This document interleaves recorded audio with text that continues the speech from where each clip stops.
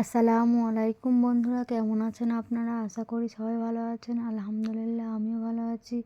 আবারও একটি নতুন ভিডিও নিয়ে আপনাদের সামনে চলে এসেছি।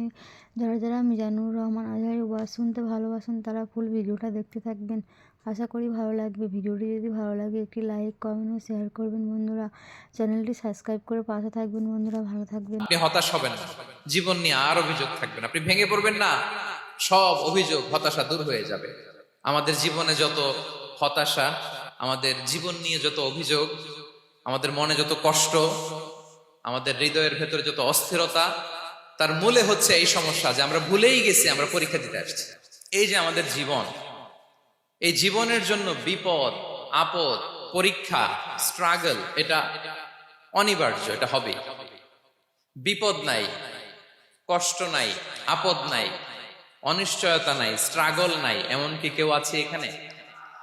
কেউ কি হাত তুলে বলতে পারবেন যে হুজুর আমার জীবনে কোনো বিপদ নাই, অথবা আমার জীবনে কোনো দুঃখ নাই, কষ্ট নাই, কোনো স্ট্রাগল নাই, কোনো রিস্ক নাই?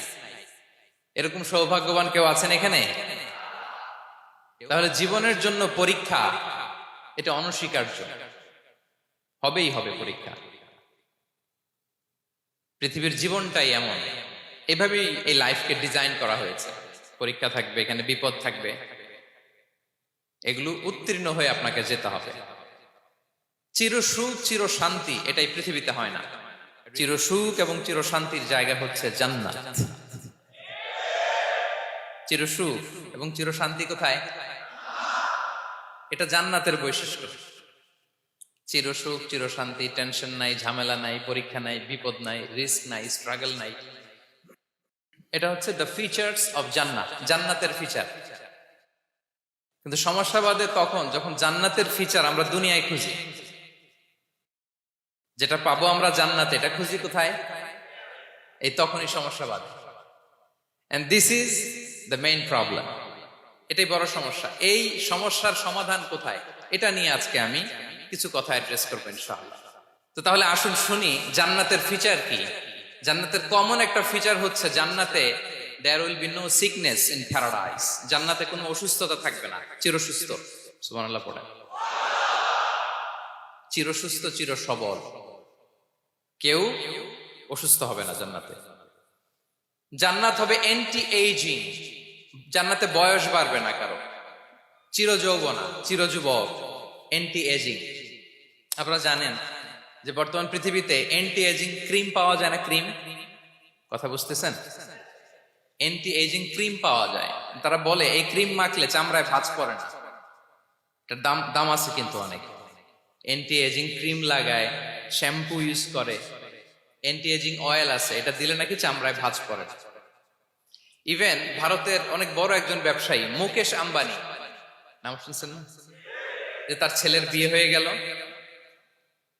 তো এই মুকেশ আম্বানির স্ত্রী নীতা আম্বানি, সে কিছুদিন আগে এক বটল গোল্ড ওয়াটার খেয়েছে, gold water, and it's cost $60,000।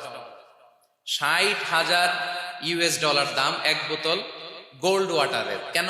For anti ageing, যাতে বয়সের ছাপ গালে না থাকে।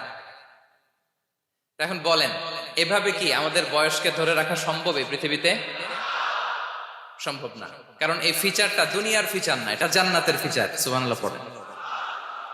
তাহলে জান্নাতে কেউ অসুস্থ হবে না, জান্নাত হবে চির যৌবন, চির যৌবনা। ওখানে আমরা যুবক থাকবো, প্রত্যেকে 33 বছরের যুবক যুবতী হয়ে জান্নাতে ঢুকবো। বিষ্ণু ইসলাম বলেন, আহলুল জান্নাতি জুরদা ওয়া মুরদা ওয়া আবনাউ সালাসিন ওয়া সালাসিন। জান্নাতে যারা যাবে শুভ্র দাড়িবিহীন, প্রত্যেকে হবে 33 বছর বয়সের। ওই যে 33 বছর বয়সে একবার ঢুকলেন, আর বয়স বাড়বে না, ওইটাই চিরকাল ওই বয়স পাবেন। জান্নাতের আরেকটা ফিচার হচ্ছে নো ফ্রাস্ট্রেশন, কোনো চিন্তা নাই, দুশ্চিন্তা নাই, হাইপার টেনশন নাই, সজীব প্রাণবন্ত। সুবহানাল্লাহ। জান্নাতের আরেকটা ফিচার হচ্ছে there is no expiry date in জান্নাত। এক্সপায়ারি ডেট আছে? জান্নাতে যে ঢুকবো 7 দিনের জন্য চেক ইন, নাকি? চেক ইন কয় দিনের জন্য? 7 দিন, 10 দিন পরে চেক আউট করে ফেলবে, এরকম না। নো এক্সপায়ারি ডেট, আজীবন। একবার এন্ট্রি পেলে বের হওয়ার টেনশন নাই। আল্লাহু আকবার। তাহলে no expiry date, rather it's eternal. আজীবন থাকবেন, খালিদিনা ফিহা, চিরকাল থাকবেন। এবং জান্নাতের সবচাইতে গুরুত্বপূর্ণ ফিচার হচ্ছে there will be no death in জান্নাত। জান্নাতে আপনার আর মৃত্যু হবে না, মৃত্যুর বিদায় হবে। তার মানে আপনি অমর হবেন। তাহলে আপনি চির সুস্থ, চির সবল হবেন জান্নাতে, চির যুবক থাকবেন, প্রাণবন্ত থাকবেন, আপনি অমর হবেন, আপনি জান্নাতে মরবেন না। জান্নাতীরা যখন জান্নাতে যাবে, ফেরেশতারা ডেকে বলবে, ইয়া আহলাল জান্নাতি ইন্না লাকুম আন তাসিহু ফালা তাসকামু আবাদা। জান্নাতীরা চিরকাল সুস্থ থাকবা, অসুস্থ হবা না। ইন্না লাকুম আন তাশিব্বু ফালা তাহরামু আবাদা। তোমরা শাবাব থাকবা, বুড়া হবা না। ওয়া ইন্না লাকুম আন তাহইয়াউ ফালা তামুতু আবাদা। চিরকাল বেঁচে থাকবা, মরবা না। এবং সেদিন জান্নাতে মৃত্যু দেয়া হবে, মৃত্যু দেয়া হবে। ইউতাল মাউতু বিকাবশিন আমলাহ। একটা ছাগলের আকৃতিতে মৃত্যুকে আনা হবে। ফায়ুযবাহুল মাউত, মৃত্যুকে জবাই দেয়া হবে। এবার জান্নাতীরা তাকিয়ে থাকবে, ফেরেশতারা বলবে, ইয়া আহলাল জান্নাতি খুলুদুন ফালা মাউত। হে জান্নাতীরা, চিরকাল এই জান্নাতে থাকবে। তাহলে জান্নাতের ফিচার পাইছেন? এখন কোন বোকা যদি এই ফিচার দুনিয়ায় খোঁজে, পাবে? পাবে না। কারণ দুনিয়ার ফিচার আলাদা। দুনিয়ার ফিচার কি? এই দুনিয়াতে বিপদ আসবে, কষ্ট আছে, দুনিয়াতে হতাশা আছে, ভয় আছে, অসুস্থতা আছে, বার্ধক্য আছে, এবং এই দুনিয়ার একটা এক্সপায়ারি ডেট আছে না? দ্য ডে ইউ ডাই, যেদিন আপনি মারা যাবেন, এটা আপনার এক্সপায়ারি ডেট। চলে যেতে হবে, চলে যেতে হবে। এই পৃথিবীতে মৃত্যুর অস্তিত্ব আছে। সবকিছু থমকে দিয়ে, আপনাকে চমকে দিয়ে মৃত্যু চলে আসবে, ঠিক কিনা বলেন? তাহলে এগুলো হচ্ছে দুনিয়ার ফিচার। এই দুনিয়াতে বিপদ আপদ, কষ্ট, ঝুঁকি, স্ট্রাগল, বার্ধক্য, অসুস্থতা, এগুলো নিয়ে আমাদেরকে টিকে থাকতে হয়। এটা দুনিয়ার ফিচার। মিলায় ফেললে হবে না। জান্নাতের ফিচার একটা, দুনিয়ার ফিচার আরেকটা। দুনিয়াতে কষ্ট থাকবে, বিপদ আপদ থাকবে। এই দুনিয়ার ফিচারটা আল্লাহ তাআলা কোরআনের একটা আয়াতে খুব চমৎকার ভাবে উল্লেখ করেছেন। সেটা দিয়েই আমি আলোচনা শুরু করেছি। আল্লাহ তাআলা ইরশাদ করছেন, ওয়ালা নাবলুওয়ান্নাকুম বিশাইইম মিনাল খাউফি ওয়াল জুই ওয়া নাকসিম মিনাল আমওয়ালি ওয়াল আনফুসি ওয়াস সামারাত ওয়া বাশশিরিস সাবিরিন। আল্লাহ তাআলা বলছেন, অবশ্যই অবশ্যই আমি তোমাদেরকে পরীক্ষা করব, ভয় দিয়ে, ক্ষুধা দিয়ে, সম্পদের ঘাটতি দিয়ে, আতঙ্ক দিয়ে, প্রাণনাশ দিয়ে, ফল ফসলের হানি দিয়ে পরীক্ষা করবে। কিন্তু এই পরীক্ষায় যারা উত্তীর্ণ হবে, যারা সবর ইখতিয়ার করবে, ওয়াবাশশিরিস সাবিরিন, ধৈর্যশীলদের জন্যই হচ্ছে সুসংবাদ। আলহামদুলিল্লাহ পড়েন। তাহলে সম্মানিত সুধী, আমরা বুঝতে পারলাম এই পৃথিবীর ফিচার হচ্ছে এখানে বিপদ থাকবে, বিপদ ছাড়া কেউ থাকবে না। স্ট্রাগল থাকবে, কষ্ট থাকবে, ঝুঁকি থাকবে, রিস্ক থাকবে, এবং নানা ধরনের বিপদ আপদ দিয়ে আল্লাহ তাআলা আমাদেরকে পরীক্ষা করবে। এটা মাস্ট। এটা আমাদের মাইন্ডসেটে নিয়ে নিতে হবে। মাইন্ডসেটে এটা ক্লিয়ার থাকতে হবে। চিরসুখ, চিরশান্তি এই দুনিয়াতে মিলবে। কোথায় মিলবে তাহলে এটা? তাহলে বিপদ আসবেই, আপদ আসবেই, পরীক্ষা থাকবেই আমাদের জীবনে। তবে ইন্টারেস্টিংলি মজার বিষয় হচ্ছে, পরীক্ষাটা এক একজনের এক এক রকম। পুরো পৃথিবীটা একটা পরীক্ষা ক্ষেত্র, কিন্তু কারো প্রশ্নপত্রের সাথে কারো প্রশ্নপত্রের কোনো মিল নাই। সুবহানাল্লাহ। আমার পরীক্ষা একরকম, আপনার পরীক্ষা আরেক রকম, ওই ভাইয়ের পরীক্ষা আরেক রকম, ওনারটা আরেক রকম। সবাই পরীক্ষার্থী, সবাই পরীক্ষার্থী, কিন্তু কারো প্রশ্নপত্রের সাথে কারো প্রশ্নপত্রের কোনো মিল নাই। কারোর জন্য পরীক্ষা হচ্ছে সে খুব অসুস্থ, প্রচন্ড অসুস্থতা, তার জন্য পরীক্ষা। ক্যান্সারের রোগী, দুরারোগ্য ব্যাধি, ডক্টর বলছে 4th স্টেজে চলে আসছে, কয়েক মাস বাঁচতে পারে, এটা তার জন্য পরীক্ষা।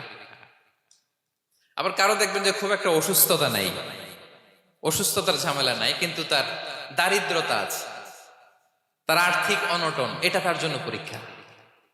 আবার কারো দেখবেন অসুস্থতাও নাই, দারিদ্রতাও নাই, তার দাম্পত্য জীবনের সমস্যা আছে না নাই? অনেকের দেখবেন এগুলো কোনোটাই সমস্যা না, তার ছেলে কথা শোনে না, মাদকাসক্ত। মাদকাসক্ত, রিহ্যাবে পাঠায়, আবার আসে, আবার গাঁজা খাওয়া শুরু করে, আছে না নাই বলেন? দেখেন তার পরীক্ষাটা আবার আলাদা।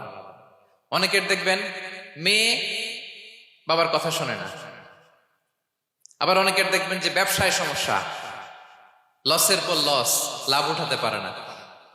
তাহলে পরীক্ষা ছাড়া, বিপদ আপদ ছাড়াই দুনিয়াতে কেউ নাই, কেউ নাই প্রিয় ভাইরা। এটা আমাদের মাথায় রাখতে হবে। পরীক্ষা আপনাকে দিতেই হবে, পরীক্ষা দিয়ে দিয়েই নিজেকে প্রমাণ করতে হবে। আর এক একজনের পরীক্ষাটা এক এক রকম, কারো পরীক্ষার সাথে কারো পরীক্ষার কোনো মিল থাকবে না। তো মাঝে মাঝে আমরা এটা ভুলে যাই। আল্লাহ তাআলা কালামে পাকে রিমাইন্ডার দিয়ে আমাদেরকে স্মরণ করিয়ে দিতে চান যে এই পৃথিবীতে আসলে তোমরা এসেছো পরীক্ষা দিতে। এটাই জীবনের বড় বাস্তবতা। আমাদের জীবনে যত হতাশা, আমাদের জীবন নিয়ে যত অভিযোগ, আমাদের মনে যত কষ্ট, আমাদের হৃদয়ের ভেতরে যত অস্থিরতা, তার মূলে হচ্ছে এই সমস্যা যে আমরা ভুলেই গেছি আমরা পরীক্ষা দিতে আসছি। এটা যদি ভুলে না যান, এটা যদি আপনার মাইন্ডসেটে থাকে যে পুরো জীবনটা একটা পরীক্ষা, তাহলে দেখবেন কোনো কিছু আপনাকে কাবু করতে পারবে না। আপনি হতাশ হবেন না, জীবন নিয়ে আর অভিযোগ থাকবেন, আপনি ভেঙে পড়বেন না, সব অভিযোগ হতাশা দূর হয়ে যাবে। তার মানে বুঝতে পারলাম পরীক্ষা আপনাকে দিতেই হবে। পরীক্ষা দেয়া ছাড়া এই পৃথিবী থেকে চলে যাওয়ার কোনো চান্স বা সুযোগ আমাদের কারো নেই। সূরাতুল আনকাবুতে আল্লাহ তাআলা এই কথাটা আরো চমৎকার ভাবে বলেছেন। আল্লাহ তাআলা ইরশাদ করছেন, আহাসিবান নাসু আইয়ুতরাকু আইয়াকুলু আমান্না ওয়া হুম লা ইফতানুন ওয়ালাকাদ ফাতান্নাল্লাযীনা মিন ক্বাবলিহিম ফালা ইয়া'লামান্নাল্লাহু আল্লাযীনা সাদাকু ওয়ালা ইয়া'লামান্নাল কাযিবিন। আল্লাহ বলেন, মানুষকে ভেবেছে সে শুধু বলবে আমি ঈমানদার আর তাকে আমি জান্নাতে ঢুকাই দিব? না, কখনো না, কোশ্চিন কালেও না। বরং পূর্ববর্তীকালে যারা পৃথিবীতে এসেছিল তাদেরকে আমি পরীক্ষায় নিয়েছি, পরীক্ষা করেছি, এবং তাকেও ঈমানের প্রশ্নে সে সত্যবাদী না মিথ্যাবাদী পরীক্ষা দিয়ে দিয়ে নিজেকে প্রমাণ করতে হবে। ঠিক কিনা বলেন? পরীক্ষা দিয়ে আপনাকে প্রমাণ করতে হবে। এবং এই পরীক্ষার ব্যাপারটা, এটা যে শুধু আমরা সাধারণ মানুষ আমাদের জীবনে দুঃখ বিপদ পরীক্ষা এমনটা না। এই পৃথিবীর সবচাইতে শ্রেষ্ঠ মানুষ যারা ছিলেন তাদেরকে আল্লাহ পরীক্ষা নিয়েছেন। বলেন তো এই পৃথিবীতে সবচাইতে শ্রেষ্ঠতম মানুষ কারা? সবচাইতে শ্রেষ্ঠ ভালো মানুষ কারা ছিল পৃথিবীতে? বলেন তো নবীরা। আওয়াজ করে বলেন তো কারা? তো বলেন তো নবীদের জীবনে পরীক্ষা ছিল কি ছিল না? হ্যাঁ ছিল। বেশি না কম? বিষ্ণু ইসলামকে জিজ্ঞাসা করা হলো, আইয়ুন নাসি আশাদ্দু বালাআন ইয়া রাসূলুল্লাহ, হে আল্লাহর রাসূল, এই পৃথিবীতে কাদের জীবনে পরীক্ষা বেশি? বিষ্ণু ইসলাম বললেন, আল আম্বিয়া, নবীদের জীবন। আল আম্বিয়া সুম্মাল আমসাল ফাল আমসাল, সবচাইতে জীবনে পরীক্ষার সম্মুখীন সবচাইতে বেশি হয়েছেন নবীরা।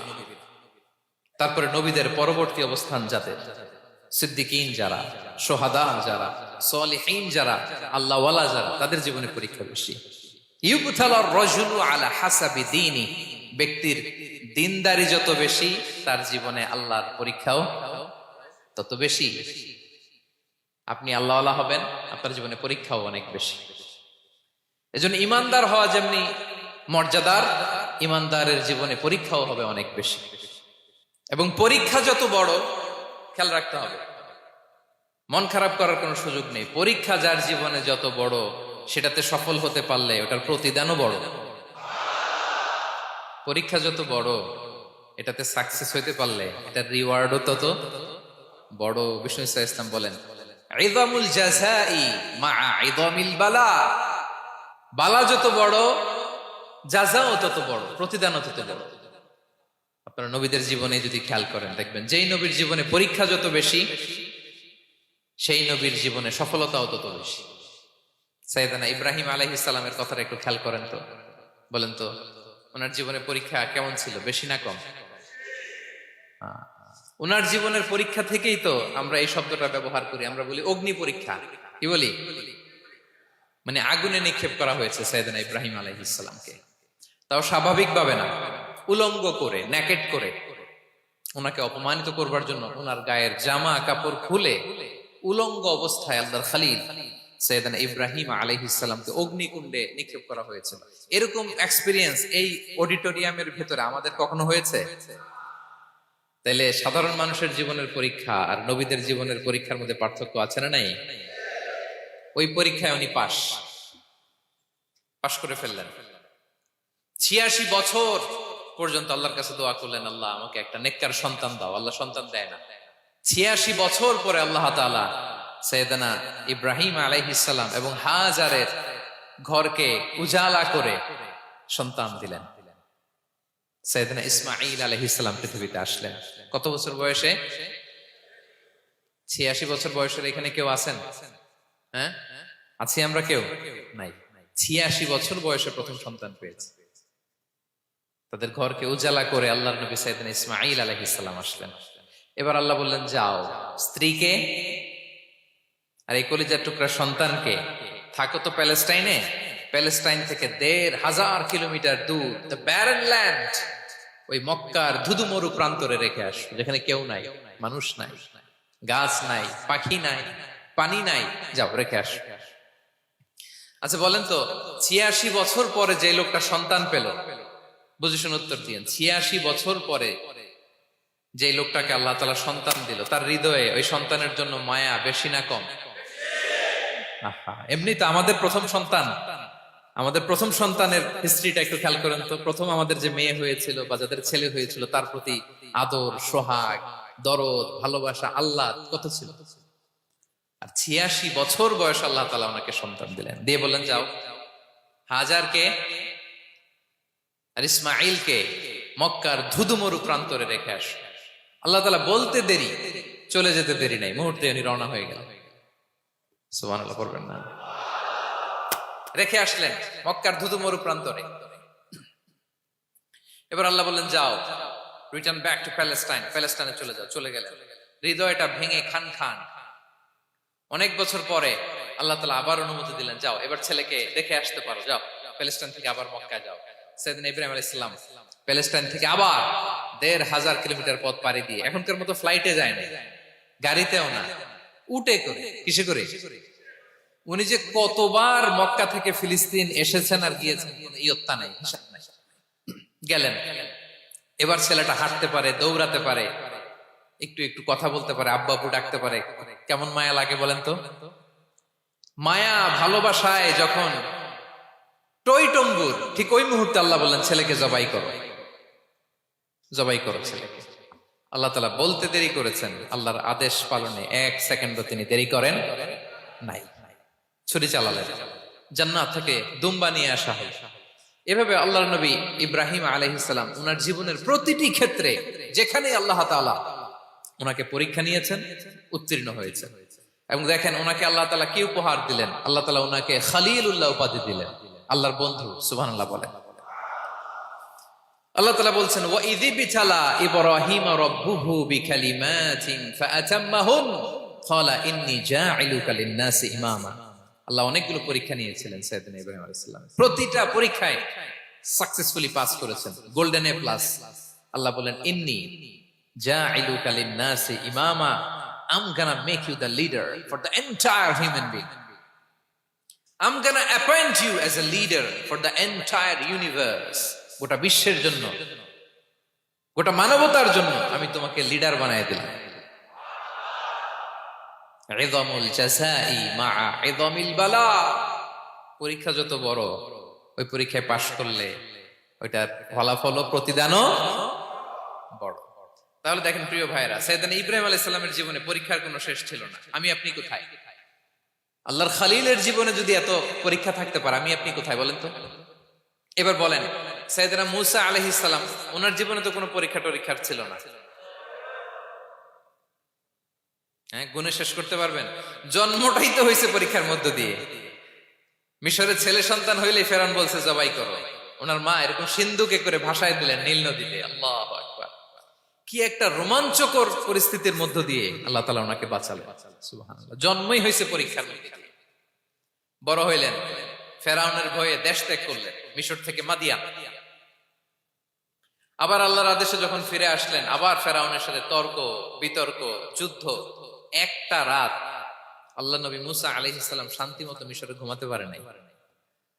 একটা রাত শেষ পর্যন্ত এই ফেরাউন মুসা আলাইহিস সালামকে ধাওয়া করেছে।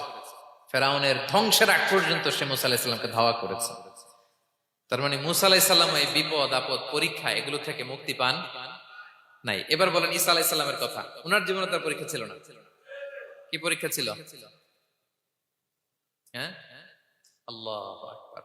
Same scenario goes to the biography of every messenger in the world. পৃথিবীর সব নবীর ক্ষেত্রে একই ঘটনা ঘটেছে। সেদিন ঈসা আলাইহিস সালাম দাওয়াত যখন দিলেন, ওনার বিরোধিতা শুরু হলো, ওনাকে হত্যার ষড়যন্ত্র হলো, ইভেন কি ওনাকে মারার জন্য বনি ইসরাইলেরা উদ্ধত হলো, জানে বাঁচবার জন্য পালালেন, এক ঘরে ঢুকলেন, চারদিক দিয়ে ঘেরাও করলো, উনি দরজা জানালা লাগাই দিলেন। ওরা বললো একজন দরজা ভেঙে জানালা ভেঙে ভিতরে ঢুকো, ঢুকে দেখো বেটা ঈসা কি করে। একজন ভিতরে ঢুকছে, ঢুকার সাথে সাথে বল রাফাআহুল্লাহু ইলাইহি, আল্লাহ তাআলা ঈসা আলাইহিস সালামকে উপরে উঠায় নিলেন। আর যেই লোকটাকে তারা ভিতরে ঢুকালো তার চেহারাকে আল্লাহ তাআলা ঈসা আলাইহিস সালামের চেহারার মতো করে দিলেন। এবার তার বাইরের সাথীরা বলে ঘটনা কি, বেটা ঈসাও বেরোয় না, আমাদের লোকটাও বেরোয় না, সবাই ঢুক। দরজা ভেঙে ভেতরে ঢুকে দেখে ঈসা দাঁড়ায় আছে। বলেন তো এটা ঈসা না মিসা? এটা কি আসল ঈসা? ওমা কতালু ওমা সলাবু ওয়ালাকিন শুব্বিহা লাহুম। আল্লাহ বলে তোমরা আমার নবী ঈসাকে হত্যাও করতে পারো নাই, শুলেও চড়াতে পারো নাই, আমি সেফটি সিকিউরিটি দিয়ে আমার নবী ঈসা আলাইহিস সালামকে আকাশে তুলে নিয়েছি। তাহলে ওনার জীবনে পরীক্ষার শেষ ছিল না। এবার যদি আমরা বিশ্বনবী সাল্লাল্লাহু আলাইহি ওয়াসাল্লামের জীবনের দিকে তাকাই, ওনার জীবনটা দেখেন তো। আমাদের পেয়ারা নবী বিশ্বনবী মুহাম্মদুর রাসূলুল্লাহ সাল্লাল্লাহু আলাইহি ওয়াসাল্লাম, ওনার জীবনে কি স্ট্রাগল ছিল? স্ট্রাগল। মাক্কি জীবনের কথা যদি একটু খেয়াল করেন, দেখেন তো 3 বছর শিয়াবে আবি তালেবে জেল খেটেছেন, না খেয়েছিলেন। ওনার বংশের লোকেরা প্রথমে ছাগল খেয়েছে, ছাগলগুলো যখন শেষ, ছাগলের চামড়াগুলো শুকিয়ে ওইটা খাইছে। গাছের পাতা ছাল এগুলো খেয়ে খাবারের অভাবে বেহুশ হয়ে পড়ে থাকতো তারা। না খেয়ে, না খেয়ে কয়দিন ছিলেন আপনি? আমি কয়দিন ছিলাম না খেয়ে? মনেই তো পড়ে না, না খেয়েছিলাম কিনা কোনোদিন। এ হচ্ছে মাক্কি জীবন। মেন্টালি প্রেসার দেয়া হয়েছে। বিশ্বনবীর চাচা আবু লাহাব তার 2 ছেলে উতবা আর উতাইবা, এদের সাথে বিয়ে দিয়েছিলেন 2 মেয়ের। যখন দাওয়াত দেওয়া শুরু করলেন 2 মেয়েকে ডিভোর্স দিয়ে দিল। দেখেন একটা বাবার জন্য প্রাপ্তবয়স্কা মেয়েকে যখন উঠায় নেয়ার আগে ডিভোর্স দেয়, তার মানসিক অবস্থাটা কেমন থাকে বলে? মেন্টালি প্রেসারাইজ করা হয়েছে, ফিজিক্যালি হ্যারাস করা হয়েছে। বিষ্ণু সাল্লাল্লাহু আলাইহি ওয়াসাল্লাম যখন নামাজে দাঁড়াতেন, উটের পচা নারী ভুঁড়ি বিষ্ণুনবীর কাঁধে চাপিয়ে দেওয়া হতো। আপনার জীবনে এরকম ঘটছে কখনো? আপনি নামাজ পড়তেছেন, উটের পচা নারী ভুঁড়ি আপনার কাঁধে চাপিয়ে দেওয়া হয়েছে। কয়দিন হয়েছে এরকম? কয়দিন হয়েছে? হ্যাঁ, তারপরে তো আলহামদুলিল্লাহ বেরোয় না মুখ দিয়ে। কেমন আছেন হুজুর কোয়েন না, বেশি একটা সুবিধার না, তাই না? বেশি একটা একটু মিলাবেন। কতটুকু পরীক্ষা আমরা দিয়েছি। তায়েফে গেলেন বিশ্বনবী, তায়েফে গেছিলেন জমির বায়না দিতে, তাই না? জমি কিনবে তায়েফে। তায়েফবাসীদেরকে জাহান্নামের আগুন থেকে বাঁচাতে গিয়েছিলেন, নিজের জন্য না। সেখানে তায়েফের ছেলেরা পাথর মেরেছে বিষ্ণু ইসলামের গায়ে।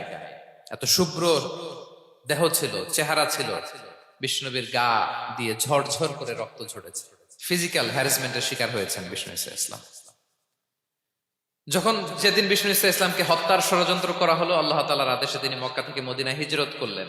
মদিনাতে যে একটা রাত, 7ম হিজরির আগ পর্যন্ত শান্তিতে ঘুমাতে পারেন নাই। 3 দিকে 3 ইহুদি বসতি, বনু কাইনুকা, বনু নদীর, বনু কুরাইজা। খাওয়ার মধ্যে বিষ মিশিয়ে দেয়া হয়েছিল বিষ্ণু ইসলামের। বাজুর, খাসির বাজুর রান পছন্দ করতেন। এক ইহুদি মহিলা বিষ্ণু ইসলামের ওই রানের মধ্যে বিষ মিশিয়ে দিয়েছিল। ওই বিষের যন্ত্রণায় মৃত্যুর আগ পর্যন্ত বিষ্ণুনবী কাতরাতেন, এবং উনি ইন্তেকালের সময় ওই বিষের ব্যথা যন্ত্রণাতে ইন্তেকাল করেছেন। বিষ্ণুনবীর ইন্তেকালটা শাহাদাতের ইন্তেকাল ছিল। বিষ্ণু ইসলাম বলেছেন, ওই যে খায়বার এলাকার ওই মহিলা যে আমার খাবারে বিষ মিশিয়েছিল, সেই বিষের যন্ত্রণা, বেদনা, কষ্ট আমি অনুভব করছি। খেয়ে না খেয়ে দিন প্রচারের কাজে নিজেকে দিয়েছ বিলিয়ে, তায়েফের কাফিরেরা চিনল না সে আলো, দুষ্ট ছেলেদের পিছু দিল লেলিয়ে, পাথরের আঘাতে ক্ষত বিক্ষত হয়ে সারা শরীর থেকে রক্ত ঝরে। হে রাসূল তোমাকে ভুলি আমি কেমন করে, হে রাসূল তোমাকে ভুলি আমি কেমন করে। হাজার ব্যথা বেদনার পরে ফিরে আসনি তুমি আপন ঘরে, দিনের আলো তুমি ছড়িয়ে দিতে চলে গেলে মদিনায় মক্কা ছেড়ে। হে রাসূল তোমাকে ভুলি আমি কেমন করে, হে রাসূল তোমাকে ভুলি আমি কেমন করে। ঠিক কিনা বলেন? একটা রাত শান্তিতে শান্তির ঘুম তিনি দিতে পারেন নাই। প্রিয় ভাইরা, তাহলে আমরা কি বুঝলাম? বিশ্বনবীর জীবনে পরীক্ষা ছিল কি ছিল না? আমাদের উপায় আছে? আমরা বাঁচতে পারবো এই বিপদ আপদ পরীক্ষা ঝঞ্ঝাল থেকে? বাঁচতে চাইলেও বাঁচতে পারবো? পারবো না। ইমাম মালিক আলাইহি রাহমাত নাম শুনেছেন? ইমাম মালিক, ওনার জ্ঞান থেকে লাখো লাখো মানুষ উপকৃত হয়েছে, কোটি কোটি মানুষ উপকৃত হয়েছে। মদিনার রাস্তায় রশি দিয়ে ওনাকে টেনে হিচড়ে এক এলাকা থেকে আরেক এলাকায় নিত জালেম বাদশারা। ইমাম মালিক আলাইহি রাহমাত। ইমাম আহমদ ইবনে হাম্বল, ওনাকে বেত্রাঘাত করা হতো, চাবুক দিয়ে পেটানো হতো। আমাদের মাযহাবের ইমাম আল ইমাম আল আযম আবু হানিফা আলাইহি রাহমাত, ওনাকে কারাবন্দী করা হয়েছিল। তার মানে দেখেন, যত বড় বড় স্কলার, যত বড় বড় মাশায়েখ, এমনকি আম্বিয়া আলাইহিমুস সালাম, ওনারাও পরীক্ষা বিপদ আপদ থেকে রেহাই পান। পাইছে? তাহলে আপনি আর আমি পাবো? বলেন তো। তাহলে এটা আমাদের ব্রেইনে গেঁথে নিতে হবে যে জীবন মানেই এখানে বিপদ থাকবে, পরীক্ষা থাকবে, স্ট্রাগল করে করে আমাকে আগাতে হবে। কেউ আমার জন্য রেড কার্পেট বিছিয়ে রাখবে না। এই জীবনটা বড় জটিল। This is life, how it's design. এভাবেই পৃথিবীকে ডিজাইন করা হয়েছে। এখানে বিপদ আছে, কষ্ট আছে। এই পরীক্ষা দিয়ে দিয়ে আপনাকে উত্তীর্ণ হতে হবে। বুঝতে পেরেছেন প্রিয় ভাইরা? নাও দ্য কোশ্চেন অ্যারাইজ, এখন প্রশ্ন হচ্ছে কেন আল্লাহ এই পরীক্ষা নেন? কেন? আল্লাহ তাআলা সূরা মুলকে বলেছেন এই পৃথিবী সাজানোর, এই জীবন মৃত্যুর এই খেলা, এটার উদ্দেশ্যটাকে আল্লাহ তাআলা স্পষ্ট করে বলেছেন। আল্লাযী খালাকাল মাউতা ওয়াল হায়াতা লিয়াবলুয়াকুম আইয়ুকুম আহসানু আমালা। জীবন মৃত্যু দিয়ে তোমাদের জীবনকে সাজানো হয়েছে এজন্য, যাতে করে তিনি তোমাদের পরীক্ষা করতে পারেন। কি করতে পারেন? তোমাদের মধ্যে কে সৎকর্মে অগ্রগামী, কে কাজে ভালো, আমলে ভালো, এটা দেখার জন্য। বেসিকলি আল্লাহর দেখার প্রয়োজন নাই, আমাদেরকে দেখানোর জন্য এই পরীক্ষার আয়োজন। আমি ভালো করবো না খারাপ করবো এটা আল্লাহ জানে না? তো ওনার পরীক্ষা করা লাগে কেন? কথা বলেন। আমি জান্নাতি না জাহান্নামী এটা আল্লাহ জানেন না? বেসিকলি আমাদেরকে জানানোর জন্য এই পরীক্ষার আয়োজন। কাদেরকে জানানোর জন্য? মানে তুমি জেনে যাও তুমি জান্নাতি না জাহান্নামী। আমি ভালো করেই জানি। একটা ছোট্ট উদাহরণ দিলে বুঝতে পারবেন প্রিয় ভাইয়েরা। ধরেন আল্লাহ তাআলা দুইজনকে সৃষ্টি করলেন। উদাহরণস্বরূপ একজনের নাম আব্দুল্লাহ আর একজনের নাম আব্দুর রহমান। সৃষ্টির পরে আব্দুল্লাহকে বললেন, আব্দুল্লাহ আমি জানি তুমি পৃথিবীতে 50 বছর হায়াত পাইতা, খুব ভালো কাজ করতা, তুমি দুনিয়াতে অনেক ভালো কাজ করতা, এটা আমি আগেই জানি, আমার অসীম জ্ঞান বলে আমি আগে থেকেই জানি। তো যাও, তোমার এই মাত্র সৃষ্টি করলাম, যাও তুমি জান্নাতে ঢুকে যাও, কারণ আমি জানি তুমি জান্নাতি হবে। আচ্ছা, আর আব্দুর রহমান তুমি পৃথিবীতে খুব খারাপ কাজ করতে, এটা আমি জানতাম, তোমারে পাঠাইলে খারাপ কাজ করবা, তুমি সীমা লঙ্ঘন করবা, অন্যায় করবা, অপরাধ করবা, তুমি জাহান্নামী হবা, যাও। যেহেতু আমি জানি পরীক্ষার আর দরকার নেই, তোমারে জাহান্নাম দিয়ে দিলাম, যাও ঢুকে যাও। আব্দুল্লাহ ঠিকই জান্নাতে ঢুকে যাবে, আব্দুর রহমান কি ঢুকবে? ঢুকবে। সে বলবে, আল্লাহ এই মাত্র আমারে বানাইলেন, এই মাত্র আপনি আমাকে সৃষ্টি করলেন, সৃষ্টি করেই বলতেছেন তুমি জাহান্নামে যাও, আর বলতেছেন আমি জানি দুনিয়াতে পাঠালে তুমি খারাপ কাজ করবা, তুমি জাহান্নামী হবা, পাঠানোর আর কি দরকার, আগে থেকে জাহান্নামে যাও। আল্লাহ আপনি জানলে জানতে পারেন, আমি তো জানি না। ঠিক কিনা বলেন? সে বলবে না আল্লাহ আপনি ভুল বলতেছেন, এই দুনিয়াতে পাঠাইলে আমি খুব ভালো কাজ করতাম, আমি সীমা লঙ্ঘন করতাম না, নামাজ পড়তাম, রোজা রাখতাম, হজ করতাম, যাকাত দিতাম, সাদাকা করতাম, চ্যারিটি করতাম, জনকল্যাণকর সব ভালো কাজগুলো আল্লাহ আমি করতাম। এজন্য আল্লাহ তাআলা পরীক্ষার আয়োজন করেছেন, যাতে করে তুমি জেনে যাও যে পৃথিবীতে তুমি কি করেছো। এখন আর আল্লাহকে এক্সকিউজ দেওয়ার সুযোগ নেই। আচ্ছা বলেন তো, আবু জাহেলকে যদি আল্লাহ এখন কিয়ামতের দিন বলে Abu Jahl go to the hell fire, আবু জাহেলের কিছু বলার সুযোগ আছে? কারণ ও দুনিয়াতে কি করে আসছে এটাও জানে না। ফেরাউনকে ডেকে যদি আল্লাহ বলে ফেরাউন তুমি জাহান্নামে যাও, গো টু দা হেল ফায়ার, ওর কি কোনো এক্সকিউজ দেওয়ার সুযোগ আছে? বলেন, সুযোগ আর আছে? কারণ তুমি দুনিয়াতে কি করেছো তোমার চেয়ে ভালো কেউ আর জানে।